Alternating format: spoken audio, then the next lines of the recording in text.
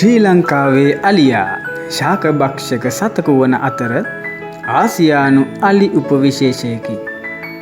ගස්වල කොළපොතු ඉදී වැටුණු පළතුරු හා තාල වර්ගයේ ශාකපත්‍ර මොවුන්ගේ ප්‍රියතම ආහාරයන් වේ. ශ්‍රී ලංකාවේ අලියාට වසර 60-75 අතර ආයු කාලයක් පවතී. ශ්‍රී ලංකාව තුළ වැඩි වශයෙන් අලින් දැකගත හැකි වන්නේ වියලි වනාන්තර තුලයි. 18 වන සියවසේ හා 19 වන සියවසේ මුල් භාගයේදී අලින් විශාල වශයෙන් දඩයම් කරන ලද අතර මේ වන විට ශ්‍රී ලංකාවේ අලියා වඳ වී යාමේ තර්ජනයට මුහුණ දී ඇත. සංරක්ෂණය නොකළ ප්‍රදේශ තුල අලින් සුළු වශයෙන් දක්නට ලැබේ. දල ඇතුන් සිටින්නේ මුළු ගහණයෙන් 5-7 අතර ප්‍රමාණයකි. ශ්‍රී ලංකාවේ අලියා සාමාන්‍යයෙන් කිලෝග්‍රෑම් 2500ත් කිලෝග්‍රෑම් 5000ත් අතර බරකින් යුක්ත වන අතර මොවුන්ගේ උස මීටර් 2ත් මීටර් 3.5ත් අතර ප්‍රමාණයක් ගනී. සාමාන්‍යයෙන් ගැහැණු සතුන් පිරිමි සතුන්ට වඩා ප්‍රමාණයෙන් කුඩා වේ. දල පිහිටන ඇතුන්ගේ සාමාන්‍යයෙන් අඩි 6ක් පමණ දිගට දල පිහිටයි.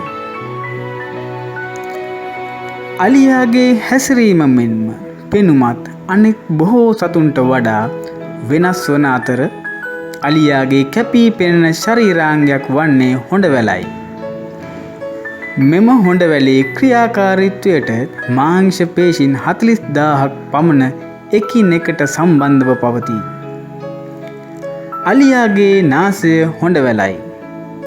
දිය බීමේදී හා ශරීරයට දිය ඉස ගැනීමේදී මෙම හොඬවැල අලියාට ඉතා ප්‍රයෝජනවත් වේ. අලින්ට ඉතා සුළු ශබ්දයන් පවා ඉතා හොඳින් ඇසීමේ හැකියාව ඇත. එමෙන්ම ශරීර උෂ්ණත්වය පිටකිරීමේදී අලියාගේ කන් වැදගත් කාර්යයක් ඉටු කරයි. අලින් නිතරම තම දෙකන් වලින් පවන් සලන්නේ එම නිසයි.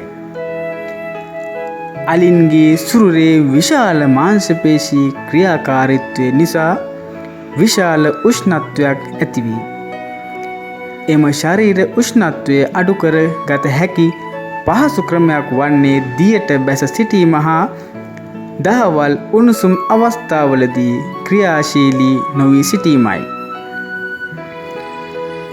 අලින්ගේ පෙනීම දුර්වලය. නමුත් ඉතා හොඳින් ඉවදැනේ.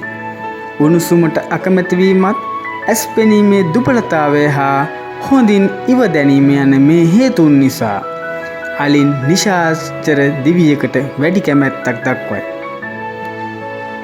මෙම වඳ වීගෙන යන අලින් රැක ගැනීමට වනෝද්‍යාන කිහිපයක් ශ්‍රී ලංකාව තුළ ස්ථාපනය කර ඇත.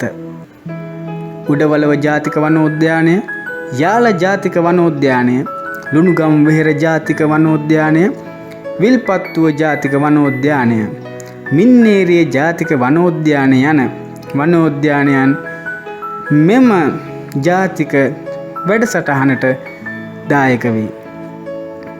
ඊට අමතරව පින්නවල අලි අනාථාගාරයත් මහඟු සේවයක් ඉටු කරයි.